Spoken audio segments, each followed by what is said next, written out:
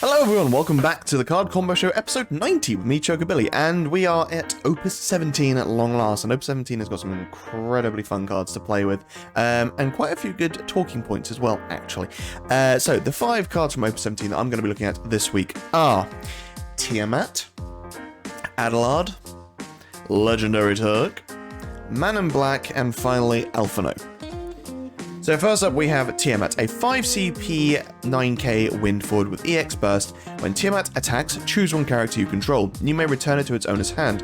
When you receive a 5th point of damage, you may pay wind. When you do so, play Tiamat onto the field dull. This effect will only trigger if Tiamat is in your break zone. So all of the Chaos cards in this set have the same ability of pay their respective element at your 5th point of damage to play them onto the field, which is really cool, but some of them are a bit better than others, and I think ultimately that at least Marilith coming in dull means that it's because most of the time these days your opponent will take you to 4 points of damage and then no further, because that is when most of the nastiest abilities in the game get turned on, so they will rush you down from 4 to 7.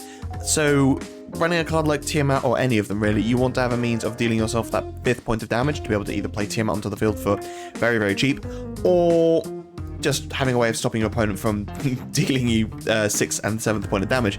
But ultimately, Tiamat has a really good effect. It's a bit slow because it's on an attack for its effect, but its effect, I think, is probably my favourite of the 4 Chaos cards.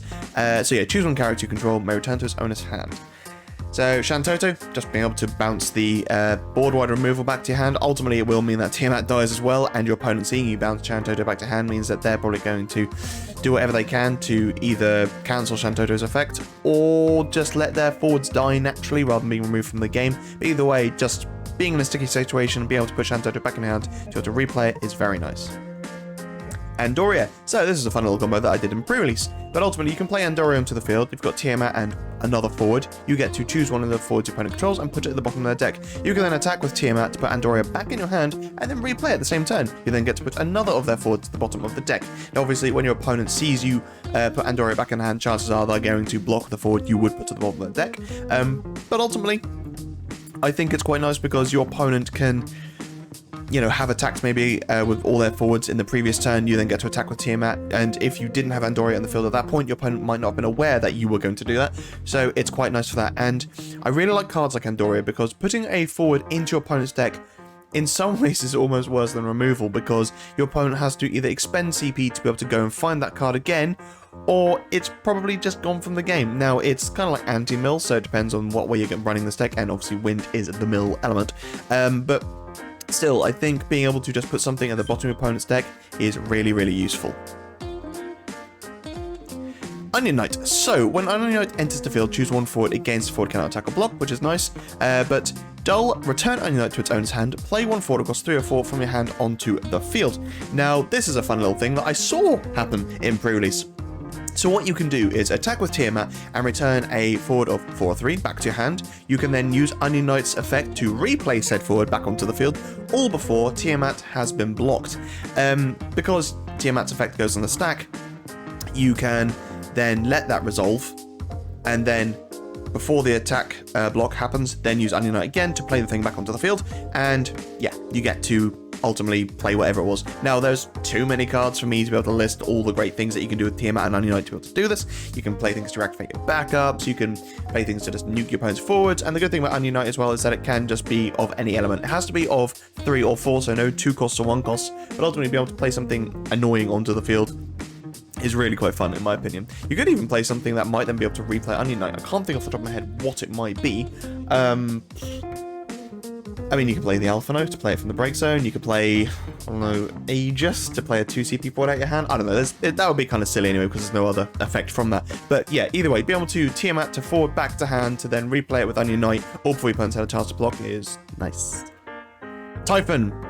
Pretty standard. You play Typhon onto the field, put one of the forwards your opponent control, bottom of their, or not bottom of the deck, sorry, 4 cards under their deck, and then attack Tiamat, put it back in the hand, and just be able to keep on recycling the Typhon to then keep on replaying it, even if it is a forward. Just to keep on doing that is going to be really frustrating for your opponent because they're only going to see their top like, the 4 cards eventually, if you get to keep on using Typhon, are just going to be the same 4 cards keep on being cycled, if they keep on playing that forward back onto the field anyway, which would be really frustrating. Hilda. So yeah, being able to bounce something like Hilda, which, you know, damage 5 is fine, but it also works nicely with Tiamat, because maybe you got to the 5th point of damage, you play Tiamat onto the field for only 1 wind, you then get to attack with Tiamat in your following turn. That then can bounce Hilda back to hand. You can then replay Hilda, draw yourself a card, and then play a forward of 3 or less from the field, from your break zone onto the field, which being able to keep on doing is really nice, especially if the forward you're bringing onto the field is something that has a nice break effect as well. So let's go with, I don't know, Dash and Lightning, even though, yes, I realize I put this in 3 elements, but it's hypothetical. You can keep on putting Dash into the break zone, which you can then use to keep on bouncing Hilda back to hand, to then keep on replaying Dash, and you see where I'm going with this. Kimari. So each forward with a Ronso counter gains if this forward is dealt damage by your opponent's summons or abilities, the damage becomes 0 instead. So as many counters as you can get on your forwards, Kimari will protect them basically. So Kimari is a really good call for Tiamat, to be honest, because let's say you've got Tiamat on the field, you play Kimari, Tiamat now doesn't take damage from summons or abilities, you attack with Tiamat, you bounce Kimari. Now you need to be careful here because he no longer has Kimari's protection because Kimari is back in your hand, but if you can keep on replaying Kimari to then making it so that all your forwards gain counters from Kimari, that makes it very hard to deal with. Mustadio. So yeah, he's a back attack, and this works nicely with most back attacks, to be honest. You use Tiamat to put a back attack forward back into your hand, or back up it could be, to then replay said back attack before your opponent gets a chance to block, and yeah, get their desired effect. Now, if you use it like something like Orphan, where you go to combat, your opponent discards a card, you get to dull something out of the way, but now Mustadio will cost you nothing from hand. You can then just attack with Tiamat, put Mustadio back in your hand, then replay Mustadio for free to then dull another forward out of the way. Fusoya. So if you have the elements, Fusoya can be really, really good value. So draw 1 card, choose 1 summon your break zone, add it to your hand, choose 1 character opponent controls, return to its owner's hand, and choose 1 forward, put it at the top of its owner's deck. If you're able to get all of those off, which you might be able to, I mean, I have seen decks that cater to it and it does work well, but if you keep on, attacking with Tiamat and playing Fusoya, bouncing Fusoya, that's going to be a nightmare. Now, what you're going to want to be doing is playing Fusoya in your main phase 1, then you get to potentially remove the forwards that would block Tiamat, you attack with Tiamat, put Fusoya back in your hand, and then you keep him there till your main phase 1 again, play him, remove any forwards that block Tiamat, rinse and repeat until you win. And of course, Tama, because Tama's like one of my favorite cards in the entire game, but being able to attack with Tiamat, bounce whatever you want back to hand, and then immediately replay it using Tama, because Tama basically makes it so that anything's got back attack anyway. So yeah, good job. Alright, next up we have Adelard, a 2 CP 5k fire forward, with the text, the damage dealt by your abilities to forwards your opponent controls cannot be reduced. And then you can pay 2 fire during this turn. If your ability deals damage to a forward, double the damage instead. And then Jamming Thrust is an S and 2 fire, choose 1 forward, deal it 10,000 damage. So this card has caused a bit of a ruckus in the fandom because his pay 2 fire ability is really good, because you can just keep on paying it and it keeps on doubling. So double, quadruple, octuple, as many 2 times fire you can pay. So naturally in mono fire, that is going to be incredibly strong, because now even something that deals just a little bit of damage now deals a lot of damage. But still, the payment I think is a fair amount. If you're quadrupling something and you're paying 4 fire, you know, you have to have that to hand. But you know, mono fire will have that, or not even to hand, have it in the backups anyway. And I just thought of a card actually that I didn't include on this, which I should have because it worked really well. So Mutsuki, I guess, was my first combo. Because Mutsuki, whenever a forward your opponent controls put from the field to the break zone, you get to reactivate Mutsuki, which means you get a little bit of a refund on Adelard's effect. Yeah. Also, if your ability deals damage to a forward, double the damage instead, which means that you can keep on using Mutsuki to deal 1k, which would then reactivate, but it's actually doing 2k because you use Adelard's effect, and you see where I'm going. And also of note is that it's got Jamming Thrust, which is usable by Glaciella to just pay the crystal instead of the S to then pay 2 fire and deal something 10k, which is gross. Anyway, Go-Go, yeah, obviously, you pay the 2 fire, you have now quadrupled the damage something, because Go-Go will stack technically second or resolve first, so then you get the double for that, and then Adelard's would be the one that makes it quadruple, and Ice has a lot of damage dealing, albeit 2 dull forwards, still, it's really, really powerful. So yeah, just with Go-Go and Adelard on the field, you get to quadruple the next ability damage you deal. Luneth. So you go to combat phase, you deal as much damage equal to the amount of fire characters you control, but you pay 2 fire and gets doubled, which is nice. And Luneth is a really powerful guard, mono fire anyway, so it's not hard to be able to nuke stuff with him. But you know, playing fairly early, you don't have enough fire characters on the field, maybe just 5 or so. Still paying the 2 fire to then make it so you're actually dealing 10k every attack phase. That's not too bad in my opinion. When you consider the fact that you've got cards like the 1 CP Fire Illiwa, where when she attacks you pay as many and then you get to deal 3k equal to that. Realistically, I think I'd rather run something like Adelard because you just pay the 2 CP, whereas that would have equaled to, what, 6k damage with Illiwa. With Adelard and Luneth, it equals to 10k, potentially. I mean, obviously it depends on how many characters you got, but still, I'm working with 5 characters here. Squall. Yeah, fairly obvious. You pay 2 fire, Squall now deals 8k to the board. Disgusting. Magus. So when Magus enters the field, it deals 3k damage to all the forwards opponent controls. Now this is a Opus 1 fire backup that hasn't been played since probably Opus 1. However, I actually think it's not the worst now with Adelard. So let's say you pay 2 fire, and then you pay 2 fire again. That will quadruple Magus's damage, so it will deal 12k to your opponent's field. Now, if you consider the fact you paid 4 CP for Adelard, and then you're paying the 3 CP for Magus, actually paying 7 for Magus to deal 12k to only your opponent's board, if you think about something like Shantoto, which you pay 7 to remove everything, sure, but also your forwards, I think that's not too bad. I think if Magus were printed today as a 7 CP forward, as a 7 CP backup that deals 12k to your opponent's forwards, that'd be seeing some play. And obviously the one drawback here is the fact that you need Adelard, but I think Adelard, much like Kucha Lane, is pretty much an auto-occlude in most mono fire decks these days now, so oh well. Penelo, yeah, nice and easy. You keep on casting things and Penelo will deal damage, but then you can pay the 2 fire, so then Penelo will deal double that damage. So you can cast 2 things, you then use Adelard, is now dealing 4k to the board. Now obviously there aren't any dancers that I'm aware of in fire, but if you've got a couple of dancer backups, you can use them for Penelo's effect to dull an active dancer. Choose them forward, its power becomes 4,000 till the end of the turn. So you could have cast 2 things, dulled 2 dancers, other than Penelo anyway, make 2 forwards 4k, and then have paid Adelard's effect to then kill them, which if they are big forwards, which are problematic, it's actually really nice. Yeah, Penelo, this card makes me want to play dancers, and I already quite like dancers, and I think they might be seeing a bit more play now. Ultros. So, I mean, Ultros I don't think is going to get too much play these days anyway, because there's now just even more break zone hate, but I like Ultros, it's a fun card to play. So yeah, even if you've got 1 or 2 Ultros in the break zone, when it attacks, deal 2,000 damage, and then 1,000 more damage for each card named Ultros in your break zone. So let's say you've got 2 in the break zone, that means Ultros attacks, you deal 4k to the board. Use Adelard, you then double the damage. Pretty simple, but fun. Marak. So when Marak enters the field, your opponent selects 1 forward they control, deal 4,000 damage to all other forwards your opponent controls. So you can look at it as Marak is a 6 CP fire lightning forward, and then your opponent gets to keep 1 forward, everything else takes 8k. Not too bad.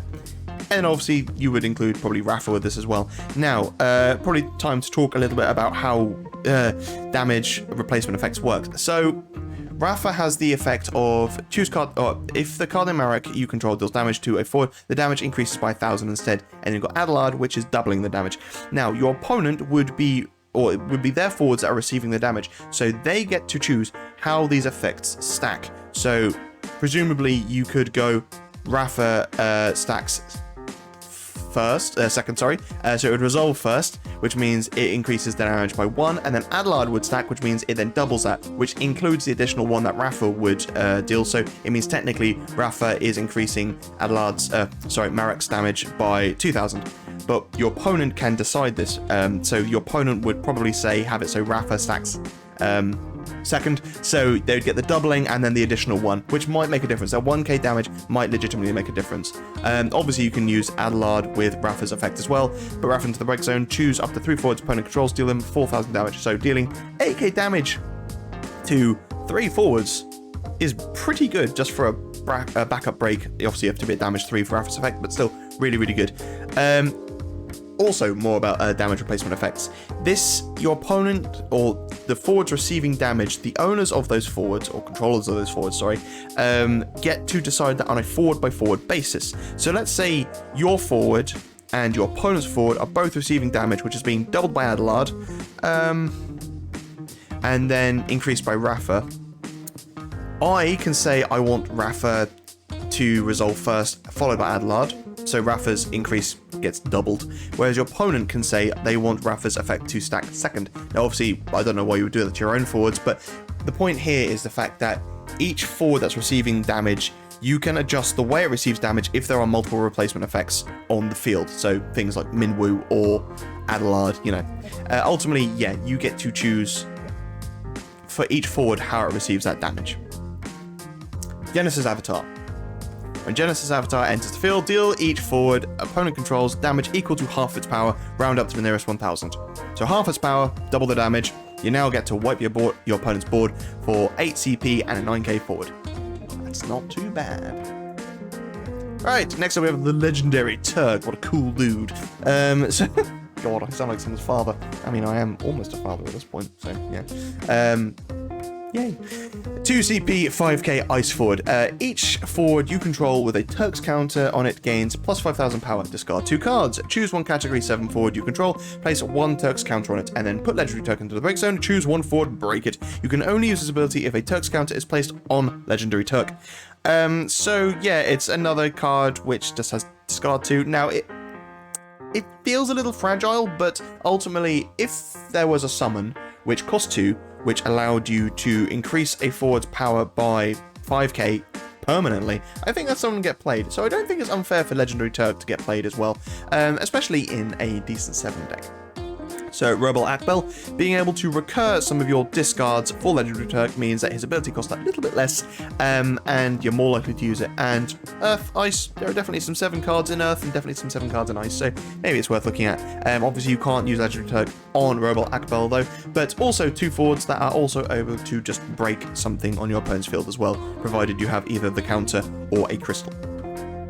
Vincent. So when Vincent enters the field, choose 1 backup. As long as Vincent's on the field, it does not activate during its controller's active phase. So having Vincent there, that's 12k, that is locking down your opponent's Tyro or something like that, would be very frustrating for your opponent. So if they don't have an outright break ability, chances are they're going to struggle to be able to deal that much damage to Vincent. Obviously, it can be done, but still, being able to use Legendary Turk to make it so Vincent becomes huge and also lock something down as well is quite frustrating. Vincent does have his own S ability as well, so that he cannot be chosen by summons or abilities, and if he's dealt damages, the damage becomes 0 instead. But, you know, he gains plus 2k for that as well, which isn't a huge amount because dealing 9k is still very, very easy. Either way, making it so he's a 12k and then also potentially having a pocket S as well to make it so he can't be broken would be quite fun. Tifa, now this is a horrible little combo. So, the category 7 forwards other than Tifa you control gain plus 2000 power and Brave. So Legendary Turk now becomes a Brave 7k, which is already quite nice. And then at damage 3, Tifa gains the category 7 forwards you control cannot be broken by opposing some abilities that don't deal damage. So your opponent now has to break the forwards with damage, can't use outright break. But Legendary Turk can buff these forwards by 5k. So, you know, make Tifa a whopping 14k forward, and Legendary Turk itself is a standard 7k with Brave because of Tifa's standard effect as well. So yeah, you can just keep on making your board massive and just going ham, to be honest. And, you know, in Ice Earth, it's not the traditional Final Fantasy VII package, but, you know, you can run pretty much all of the Avalanche package in the Earth, and the Ice side of things, you could maybe go for Remnants or just some Cephis, something like that. Either way, I think it would be quite horrible, to be honest, and quite fun. Soldier 3rd class. He's got first strike, but he's only a 5k. Make it so he's a 10k. Now he's a 10k first striker. What's even better is the fact that you play Soldier 3rd class onto the field, you get to search another Soldier 3rd class, which you can then use to fund the discard for Legendary Turk to make Soldier a 10k. Alright, Man in Black, what a card. 5 CP, 9k Lightning Forward. You cannot play Man in Black or Carmen Golbez while already in control of either character. Spoilers. When Man in Black enters the field or attacks, choose 1 summon in your break zone, remove it from the game. You can cast it at any time you normally could cast it, and then when you cast a summon, choose up to 1 forward it gains. This forward cannot attack or block until the end of the turn. So it's a fantastic card, to be honest, because even on entry, unless your opponent cancels that entry effect, being able to just remove it and basically having this like second hand of summons is really, really powerful, especially in Lightning. But what's more is the fact that once you cast that summon, it goes back into your break zone. So you can keep on recasting the same summon with Man in Black for every time he can attack, which is, quite frankly, disgusting. So Igo, put the summon into the break zone, play Man in Black or attack Man in Black, you then get to cast that summon, or remove it from the game, sorry, and then you can cast it. It's also worth noting that Man in Black can remove any summon from the break zone, so it doesn't have to be a Lightning, it can just be anything, to be honest. Ramuh, Lord of Levin, so fairly obvious, and I'm pretty sure you can see where I'm going with this, but yeah, being able to attack with Man in Black, remove a summon, and then cast that summon, and, you know, if it's dealing damage, Ramuh then gets to kill it outright anyway. But what's also good is that Ramuh and Man in Black both like there to be summons in the break zone. Just be mindful of the fact that if you remove the summon using Man in Black, you need it to be back in there, or Ramuh needs at least 2 summons in the break zone for him to then regain haste. Yeah, Raiden.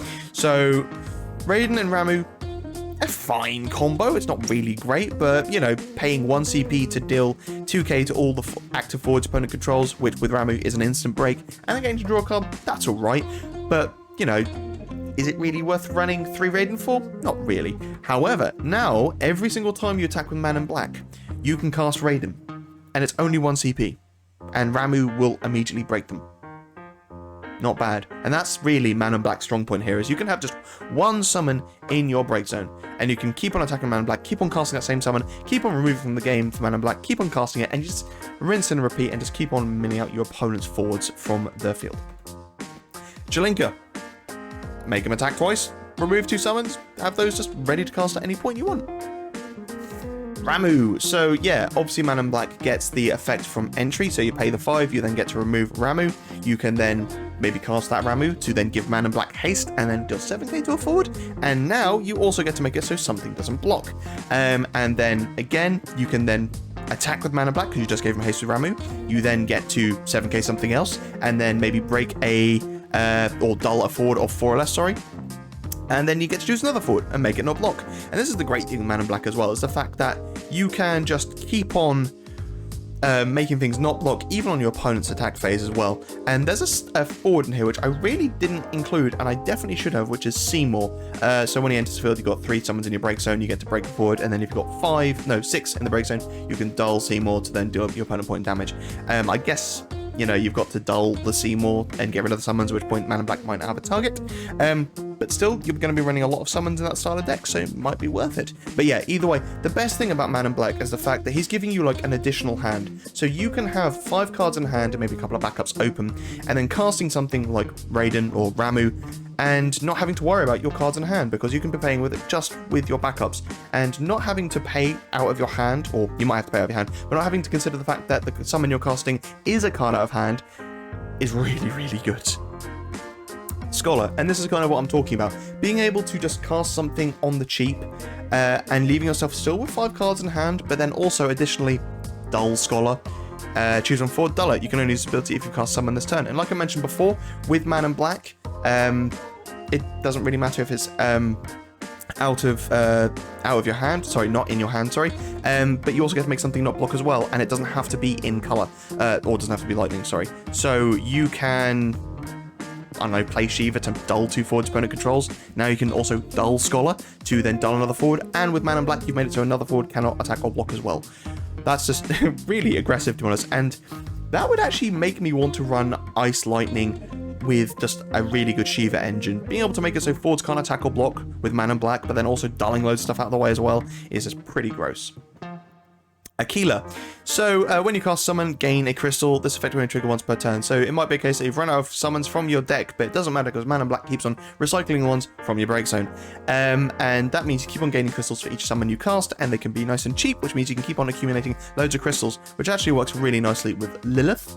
But maybe something like Remora, you would have to already have a crystal on the field to be able to reduce Remora's cost, but you can attack with Man in Black, remove Remora, then remove a crystal, or sorry, spend a crystal, and then just pay 2 to cast Remora. That then triggers a Keeler to then give you a crystal back, which means that you can effectively just keep on attacking with Mana Black to keep on paying only 2 for Remora, and yes, you're spending on crystal, but then you're immediately getting back off of Keeler, provided the ability is allowed to resolve. So you keep on casting Remora for only 2, making Mana Black huge, or something huge, whilst also minus 7k'ing one of your opponent's forwards as well.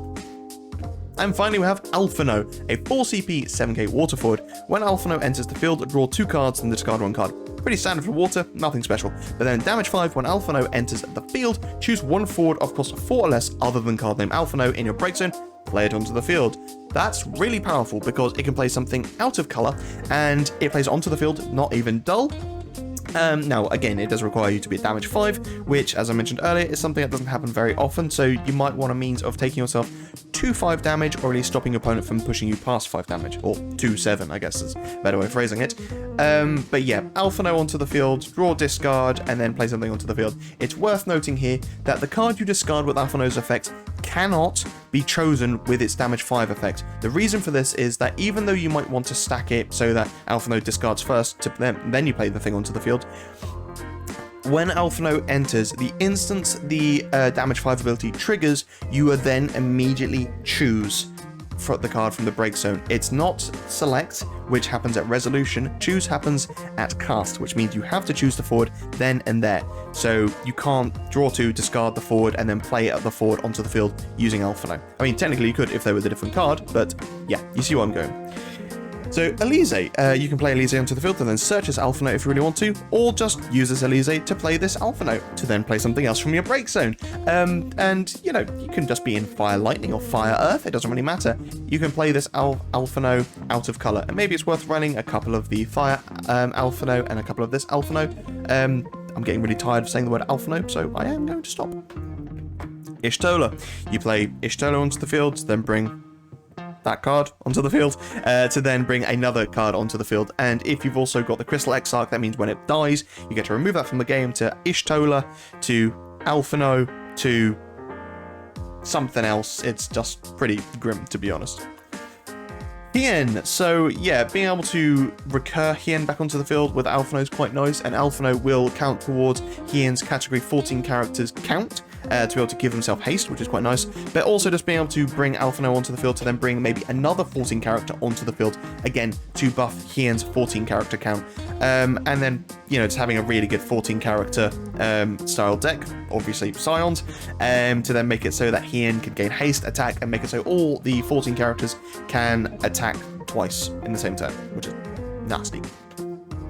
Layla. So Vikings are quite fun and pretty aggressive, but once they lose steam, they lose steam. And recurrence isn't a huge thing outside of playing Layla, but once Layla dies, all those Laylas are gone, you're kind of screwed. So you've got the 6 CP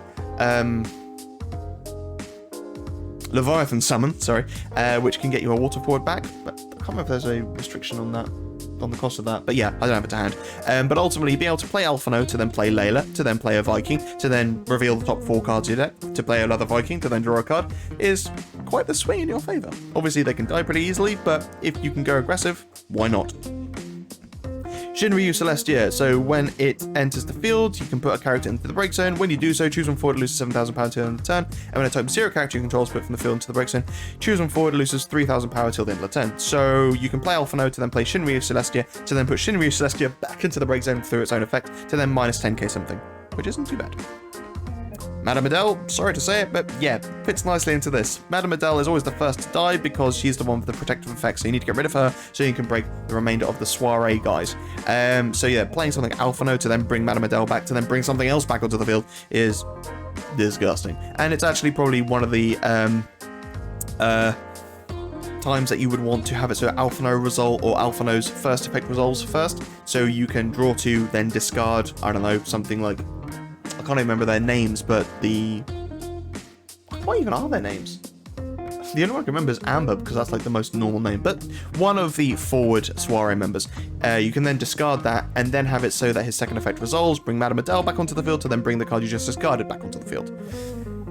Yuna, just pretty standard, play Alphinaud to then play Yuna to reactivate your backups. At damage 3, your Guardians gain +2, which is, you know, in water, you've got plenty of Guardians. And if you're at 5 points of damage, which you will have been, because you've got Alphinaud to bring Yuna back onto the field.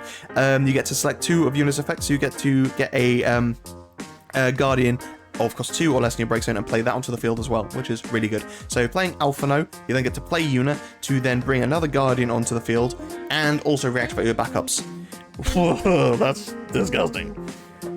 Ramada. Yep, play Alphinaud to then play Ramada to then bounce something to gain a crystal, then use probably Glaciella to, I don't know, kill something, I don't know. FFB is incredibly strong now. Terra, so again, another instance where you would probably want to discard first with Alphinaud's effect, because let's say you draw 2 discards and you discard a summon, you can then have Terra come onto the field to then retrieve that summon back to your hand. Vivi, again, similar sort of thing. You could discard something like, I don't know, Black Waltz 3, which actually would trigger Black Waltz 3's effect to deal 4k to avoid opponent controls, and then you get Vivi to come onto the field to then get that Black Waltz back to your hand. Yeah, so there you go. And Water, it doesn't have any black mages in it that I'm aware of, but it does have lots of draw discard effects, which, utilizing maybe something like Black Waltz 3, which is the only one unlikely anyway that would be able to deal damage, might be worth it. It means you can deal additional damage and then also maybe some power loss to finish something off. And there we go, folks. Opus 17 is here, and I really like it. It's one of those sets where there isn't, like, a massive package which really affects anything, but there's lots of really cool tool cards, so things like Adelard and Pinello and all these things which just kind of accelerate the meta further, I think. There aren't a huge amount of cards that do this sort of thing, but there's lots of fun things to play around with, especially Man in Black. I'm really looking forward to playing with Man in Black, and also XVII as well. I love XVII anyway, I love Final Fantasy V, but that XVII card is just seeing that, both the artwork and the card's effect, is nice to see something where I can go, yes, a really, really good XVII card that isn't Neo XVII or the XVII backup. But one of the things that I just find really strange about this set is just the sheer amount of FFBE cards. I don't know why FFBE is getting that much love, given the fact that there are so many of the mainline games that just haven't been supported that well. Yes, I am talking directly about Final Fantasy VIII, because Final Fantasy VIII is very close to my heart. And I want it to be good, and it's not. Even Final Fantasy IX's kind of fallen off a bit as well. Yes, I know you've got the Black Waltz package, but the Final Fantasy IX package, it's kind of fallen apart. Especially when you look at stuff like 7 and 14, which are obviously the most popular games, so they have to pander to the audience. But still, I really want stuff like Final Fantasy 1 and Final Fantasy 8 to be really good. Oh well, who knows, maybe in the future. Anyway, thank you so much for watching, guys. Stay safe, be lucky, see you in the next one.